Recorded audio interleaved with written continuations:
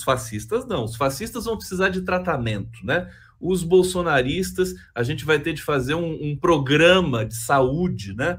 Para trazer os bolsonaristas de volta para o mercado de trabalho, enfim, para todo processo racional, né? A gente vai ter de fazer um processo de racionalização do país, né? Com tudo que isso embute de desafios, eu acho que o ponto importante nesse processo é a cultura. E que daí vem o papel de tanta gente nesse momento na campanha do Lula, mas eu sempre destaco o papel preponderante, maravilhoso da Janja, porque a Janja tem um olhar para a cultura, para a música, ela está dando um tempero especial para a campanha, ali do lado do Lula o tempo todo, enfim, e traz também essa humanidade e o afeto, né? A questão, você vê, o Bolsonaro está sempre sozinho nas campanhas. A mulher da esposa dele, né, a companheira dele, se é que a gente pode falar assim, a Michelle, ela é utilizada pelo marketing político, né, para poder render alguns louros aí na popularidade com as mulheres. Então são dois mundos completamente diferentes. Um deles vai ficar para trás e o outro vai ser a nossa realidade a partir daí. A gente vai voltar, Leonardo, à realidade. E que coisa feia, né? Aqueles caras dizendo, a Dilma implodiu a aliança com... Primeiro, como se houvesse tentativa de aliança com o Temer, né? Tem umas pessoas que são tão recalcadas, né? E a Dilma foi maravilhosa nesse embate com Michel Temer. Conde, às vezes eu fico pensando assim, será que vale a pena debater com alguns bolsominions, né? Ontem até fiz um debate, mas, em geral, eles são tão sem educação, cara. Eles são assim, na verdade, é só palavrão, cara. É uma coisa assim, é uma coisa que precisa realmente de tratamento já, né? Não é depois da eleição. Saúde pública, questão de saúde pública. Saúde pública. E eu acho que esse processo está em vias de acabar. Como tudo que acaba, os ciclos acabam, a gente tem altos e baixos, mas como eu estava falando com você no bastidor, eu acho que agora a gente entrou num momento assim que o Bolsonaro realmente começa a ser apagado não, porque não pode apagar, né? Ele começa a ser tirado, né, do horizonte desse país aqui, que é tão importante. A gente precisa recuperar a nossa identidade, né? Construir um processo novo de identidade e de soberania. Mas, o Conde, apagado não, porque na verdade fica a ferida, né? Fica a ferida, fica o trauma. E você falou muito bem, deixa eu só ficar do mesmo tamanho que você, na live do Conde de ontem, né? Bolsonaro é a maior ferida da história do Brasil. Muitas teses serão escritas, muitas teses de mestrado, doutorado, né? O bolsonarismo será para o Brasil o que o nazismo foi para a Alemanha, o que o fascismo foi para a Itália, e as pessoas vão discutir como foi possível descer tão baixo, né? Por quê? Porque muitas pessoas foram tolerando, Conde, o discurso de ódio.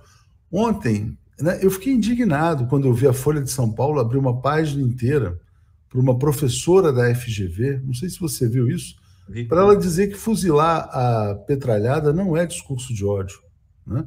Eu acho que a simples palavra petralha já era discurso de ódio, né? Falar em petralha, associar uma militância política à criminalidade já era discurso de ódio. A palavra petralha em si, né? E essa é uma das minhas origens da minha má vontade, que é pública, né, em relação ao Reinaldo Azevedo, embora eu reconheça que ele tem um papel importante, né, nos últimos tempos. Então, acho que o Reinaldo Azevedo é um dos pais do discurso de ódio no Brasil. E hoje eu vi alguém postando no Twitter que fuzilar a petralhada é muito mais grave do que discurso de ódio. Já é incitação ao crime, já é incitação ao genocídio, à violência, né? Já é uma ação concreta. Então, aquela professora da FGV, que me perdoe, mas eu fico perguntando, para que estudar tanto se na hora de se manifestar publicamente, de conceder sua primeira entrevista a um veículo nacional, fala tanta bobagem? Diga, Conde. Ela falar que ela foi infeliz é eufemismo, né? Ela foi, na verdade, ela não sabe do que ela está falando. Eu, mais uma vez, né, vou trazer aqui um pouco o campo teórico da linguística, da análise do discurso. Toda violência, ela emerge da linguagem. A linguagem enfim, a origem de todas as nossas ações, né? A gente vive no mundo simbólico e não se sai mais do mundo simbólico. nós estamos, de uma certa maneira, presos ao mundo da linguagem, né? Não existe fora da linguagem. Então, todos os processos de violências no mundo todo, você vai estudar, a origem no discurso, essa incitação à violência. Às vezes não precisa nem ser incitação, às vezes você pode usar exemplos, pressupostos num discurso político ou num discurso acadêmico. As piadas, né, Conde, que você estudou. As piadas são um foco muito, talvez um dos mais potentes para gerar violência. Eu estudei exatamente isso no meu mestrado e no doutorado. As piadas. E você sabe que as piadas que eu estudei lá, isso já tem uns 15 anos, 20 anos, não se diz mais hoje, porque elas viraram criminosas, quer dizer, piadas racistas, piadas homofóbicas, piadas misóginas. É o que mais tem, porque a piada precisa dessa digamos, sujeira discursiva, né, desse rebaixamento, para poder tirar dali um efeito humorístico. Agora, tem que tomar cuidado, não pode ser preconceito explícito, né? Por exemplo, o humor que o CQC fazia, ou que alguns grupos, esses grupos bolsonaristas, o Gentili, né? E aí não é nem humor, não pode ser enquadrado no humor, porque o mundo mudou. Você não pode zombar de uma pessoa deficiente física. Quer dizer, isso aí tem que ser punido, né?